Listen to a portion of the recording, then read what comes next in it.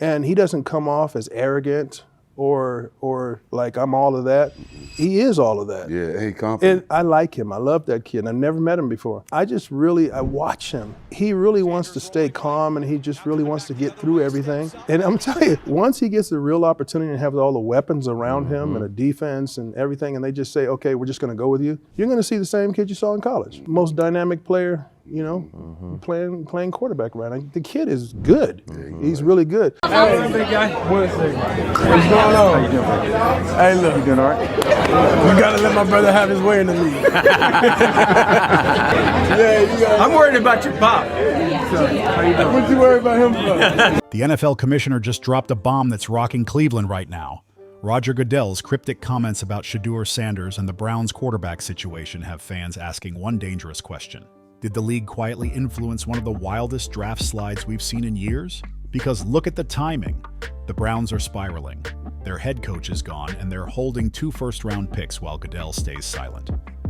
That silence says more than words ever could.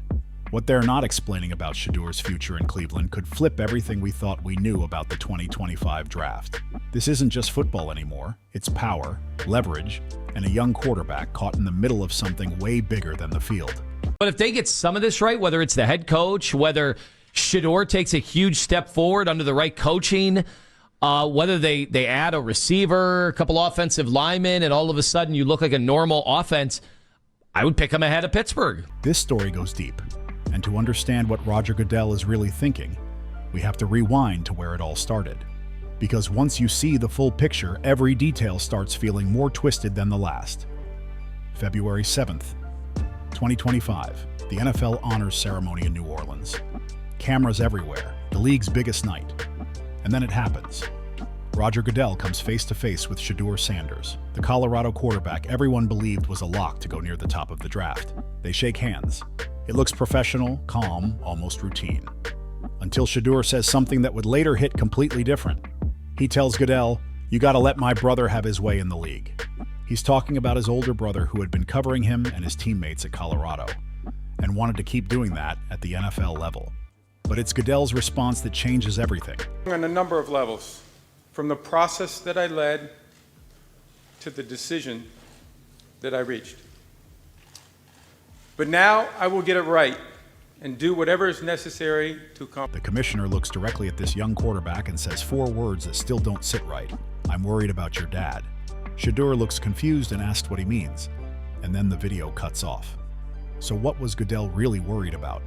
Was it concern, a warning, or something he had already knew that nobody else did at the time? Fast forward to April 24th, 2025, draft night in Green Bay. Shedeur Sanders, son of Deion Sanders and one of the most talked about quarterback prospects in years, was ready to hear his name called. Just hours earlier, he posted online, "I'm built for whatever today may bring." That confidence, that swagger, that Sanders belief.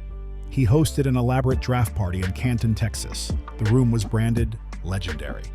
A shelf sat behind him holding hats from 20 different NFL teams he believed could draft him. Titans, Browns, Giants, Patriots, Raiders, Jets, Saints, Cowboys, Dolphins, Falcons, Steelers, Bills, Chargers, Packers, Vikings.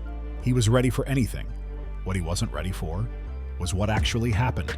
I am just fine if these are the Browns quarterbacks next year when they go to training camp.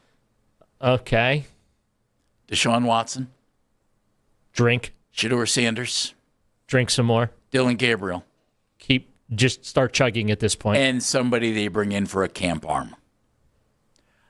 Well, Bailey Zappe's no longer available. I know. Because of where they are. Good for him getting the future. In building the team and with a first-year coach, I'm perfectly fine with them rolling back with the 3 guys they have right now. And my hope would be Deshaun Watson's the starting quarterback. Play Deshaun for a year, let Shedeur develop a little bit more, fine. Or play Shedeur, there's Deshaun, he's getting paid, he's hanging out, whatever, and Dylan Gabriel's still here. I think Myles Garrett just asked for a trade. Roger Goodell walked to the podium and started reading names. Cam Ward went first. Travis Hunter went second after a trade-up. Picks kept flying.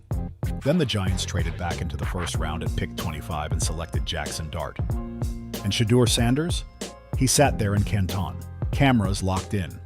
Every reaction captured. name after name called, and not once did his name come up. Not a single time, not in the entire first round. The broadcast showed Shedeur Sanders standing there, doing everything he could to hold it together.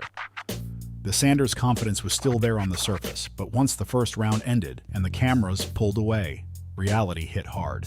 He addressed the people at his draft party and said, "This is fuel to the fire." Strong words.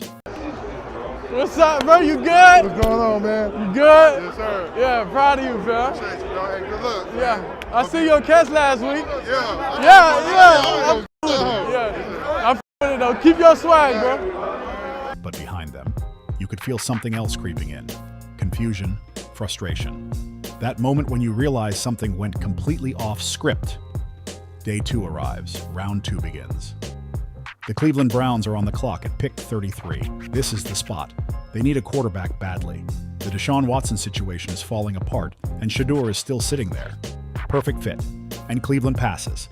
Round 3, the Browns are back on the clock, and they select Dillon Gabriel from Oregon. Another quarterback, still not Shedeur.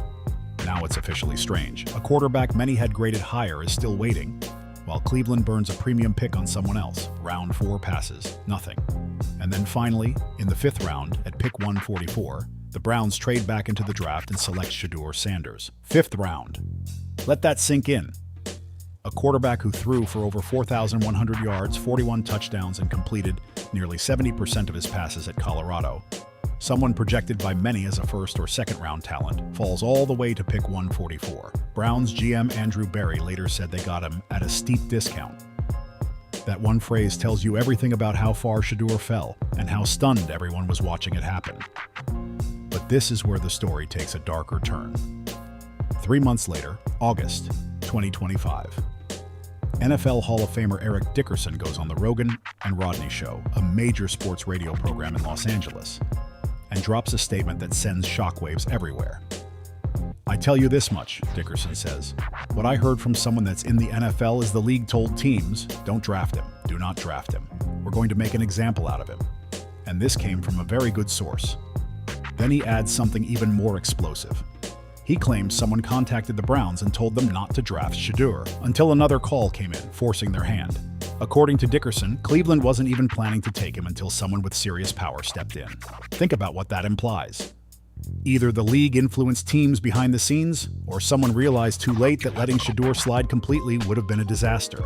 If Dickerson's source is right, it means the NFL may have interfered with its own draft process. It means Shedeur Sanders wasn't judged only on football, but on his last name. Everybody's intact for next season defensively. But you got to score points. And the Browns are a joke offensively. And we don't yet know about Sanders. So what do you do with that? Do you keep him as your starter next year? Do you go into the draft and try to get a quarterback? There's no way they're going to get Mendoza. Vegas, that's a lock that Mendoza's going to Las Vegas. And remember what Roger Goodell said back in February. "I'm worried about your dad." Was that concern or a warning? Deion Sanders isn't just a Hall of Famer. He's Coach Prime. He's loud, confident, and doesn't move how the league expects people to move. In a January interview, Deion openly said there were teams he wouldn't want Shedeur playing for, and Cleveland was one of them. Having a father like Deion Sanders who openly spoke about steering his son away from certain teams? That's the kind of leverage NFL owners and the league office absolutely hate. They don't like power coming from outside the system they control. And that raises the big question. Did Roger Goodell decide it was time to send a message? Did the league look at the Sanders family and say, "We run this league, not you, but here's the twist nobody expected"? After Shedeur Sanders finally arrived in Cleveland, things got ugly fast. He started the season buried as the 4th-string quarterback, behind Joe Flacco, Kenny Pickett, and even Dillon Gabriel, the quarterback Cleveland drafted before him. And yet, Shedeur didn't complain. No trade demands, no drama, no press conferences, no outside noise. He put his head down, stayed late after practice, worked on his weaknesses, and waited. When his opportunity finally came over the final 7 games of the season, he took it head on. Was he perfect? Not even close. He completed 59.2% of his passes, threw 7 touchdowns against 9 interceptions, and the Browns went 3-4 in his starts. But in the final 2 games, against Pittsburgh and Cincinnati, something clicked. Cleveland won both games. And Shedeur showed flashes of exactly what made people believe in him. playmaking, calm under pressure, accuracy on big downs. He proved he could survive adversity, and more importantly, he proved he could handle Cleveland, one of the toughest, most chaotic environments in the league. That's when things got interesting again. January 6th, 2026. The Browns fired head coach Kevin Stefanski, but general manager Andrew Berry, the man who drafted Shedeur, kept his job. Then Berry made a statement that sent the NFL rumor mill into overdrive. "I think we saw a lot of progress with Shedeur this year," Berry said. "Mentally, physically, playing the position. He's still a work in progress like many rookie quarterbacks, but we saw really good things. His playmaking, accuracy, and ability to extend plays. Sounds encouraging. Until the next line." Now, all that being said, we're going to do our work on the quarterback market. I can't tell you today if the starter in 2026 is internal or external. Let that sink in. The Browns just fired their coach. They own the 6th overall pick in the 2026 draft plus Jacksonville's first-round pick. Quarterback prospects are sitting right there. Deshaun Watson, despite the fully guaranteed $230 million contract disaster, is expected back from Achilles surgery. And Shedeur Sanders, coming off 2 wins and visible growth, still has no clarity about his future. Berry's words reveal the truth. Cleveland is trapped. Watson's contract makes cutting him nearly impossible, with massive dead cap penalties. So he likely stays. But if the Browns draft another quarterback at 6, where does that leave Shedeur? Third string again? Trade bait? Or do they finally give him a real chance to compete? The man accused of overseeing Shedeur Sanders' shocking draft fall has said absolutely nothing. Roger Goodell, the same commissioner who told Shedeur back in February that he was worried about your dad, has stayed completely silent about Cleveland. No response to the conspiracy talk. No comment on Eric Dickerson's allegations. No guidance on what the Browns should do at quarterback. The leader of the most powerful sports league on the planet has gone quiet on one of the most controversial NFL stories of the year. Behind the scenes, though, league sources say the NFL is watching Cleveland closely. They're watching how the Cleveland Browns handle Shedeur. They're watching how he responds to uncertainty. And they're watching to see if Deion Sanders stays quiet or decides to speak up again. Because if the league really did manipulate the draft to send a message, they need control to hold. They need Shedeur to either fall in line or fade out. The NFL has always been about structure, hierarchy, and power, and they want every player to understand the league is bigger than any family, any name, any brand, even Coach Prime. To his credit, Shedeur seems to get that now. When reporters asked if he believes he did enough to earn the starting job in 2026, he didn't bite. He played it perfectly. "I can't think about other people's opinions," he said. "I know the teams we face respect me in the passing game. I can't be accountable for someone else's decisions." That's growth. That's discipline. That's a quarterback learning how to survive at the NFL level without giving anyone ammunition. He doubled down later saying, "Nothing is promised going into next year, so I stay in the moment and focus on what I have to do now to even be here next year." That's not entitlement. That's maturity. And it's the exact opposite of the narrative people tried to put on him. Maybe that's the real twist in all of this. Maybe Shedeur learned the lesson the league wanted to teach. That talent alone isn't enough. Confidence alone isn't enough. In the NFL, you also have to understand the politics. Now Cleveland is in full rebuild mode. They're searching for a new head coach, and whoever takes that job will have real influence over the quarterback room. Do they stick with Shedeur and see what year 2 brings? Do they use the 6th overall pick on another quarterback and restart the cycle again? Or do they try to untangle the Deshaun Watson contract and reset everything? Every option comes with consequences. And through it all, Roger Goodell sits quietly in New York, watching. The same commissioner who made that cryptic comment in February. The same commissioner who may or may not have shaped one of the most controversial draft slides in recent memory. Is Roger Goodell actually concerned that the Browns might waste a talented young quarterback, or does he even care at all? The truth is, we may never know. Goodell isn't going to admit to anything. Eric Dickerson's allegations will remain just that, allegations, and the Browns will make their decision and say it was strictly football-related. Meanwhile, Shedeur Sanders will either get a real opportunity in year 2 or become another cautionary tale of what happens when you clash with the NFL establishment. What we do know is this. The Cleveland Browns finished 5-12 and hold the 6th overall pick in a 2026 draft that's widely seen as weaker than last year's. One major wrinkle already changed everything. Dante Moore decided to return to Oregon, pulling himself out of the draft completely. That leaves Fernando Mendoza as the clear top quarterback prospect. And unless Cleveland trades way up, they're not getting him. The quarterbacks projected in their range aren't clear upgrades over Shedeur, which suddenly changes the entire conversation. So maybe, just maybe, the football gods are forcing Cleveland's hand. Maybe Shedeur's path to QB1 just got clearer, not because anyone planned it that way, but because every other option collapsed. And that would be the ultimate irony in this saga. Goodell, the most powerful man in the league, may have tried to send a message. The Browns drafted Shedeur far lower than expected, treating him like a bargain pickup.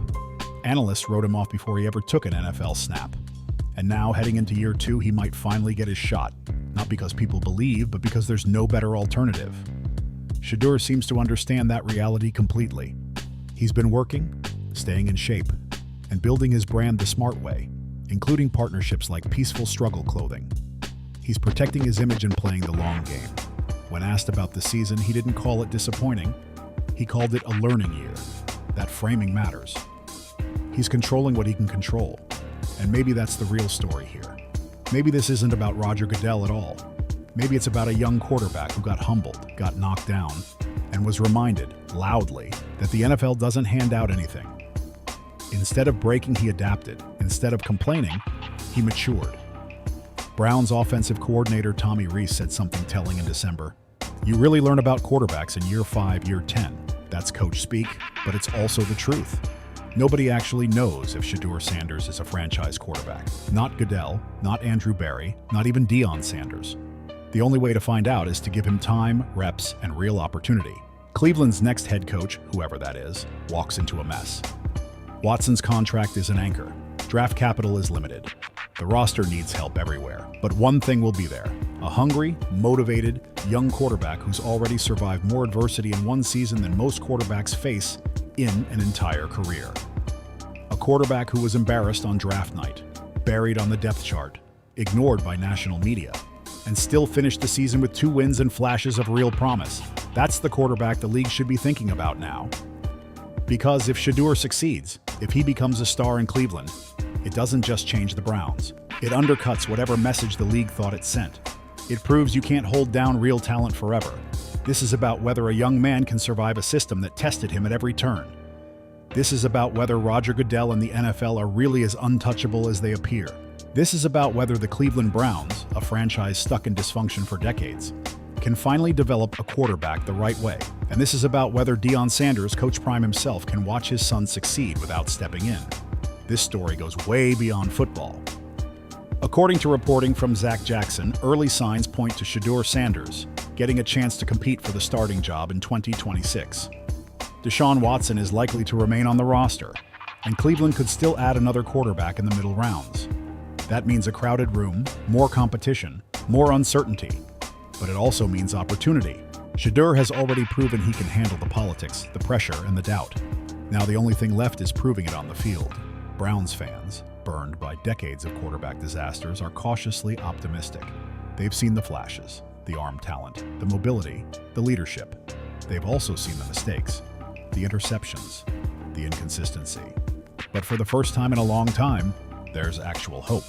Hope that maybe, just maybe, Cleveland found something in the 5th round that Roger Goodell and 31 other teams either missed or chose to ignore. Shedeur's rookie numbers tell only part of the story. Roughly 1,400 passing yards, 7 touchdowns, 10 interceptions in 7 starts. On paper, nothing jumps off the page. But context matters. He played behind a patched-together offensive line. He had limited weapons. He ran an offense built for veterans, not rookies. And he played for a coaching staff that already had one foot out the door. Given all that, the fact that he didn't fall apart and actually won the final 2 games means something. Even Andrew Berry publicly acknowledged progress. That alone speaks volumes. If the league believed it was sending a message by letting Shedeur fall, if it thought it was checking Deion Sanders' influence, it may have done the opposite. Because what they created is far more dangerous. A talented young quarterback with a chip on his shoulder and something to prove. Right now, Cleveland is chaos. Goodell is silent. Shedeur is hungry. And the entire NFL is watching. Will the Browns give him a real shot? If they do, will he take it and run with it? Will Goodell ever address the allegations surrounding draft interference? Will Deion stay quiet if his son isn't treated fairly? Nobody has those answers yet. What we do know is this. Shedeur Sanders' story is far from finished. The quarterback who fell to the 5th round. The player who many believe was pushed aside. The young man who landed in Cleveland of all places is still standing, still grinding, still believing. And if he succeeds, if he rises in Cleveland, it won't just be a football story. It will challenge narratives, power, and perception across the entire league. That's what makes this moment heading into 2026 so compelling. The situation remains fluid. The allegations surrounding the draft remain unconfirmed, and Roger Goodell has not publicly addressed them. Decisions are coming fast, and the next few months could shape Shedeur Sanders' entire career. One thing is certain, this is a story the NFL can't ignore anymore.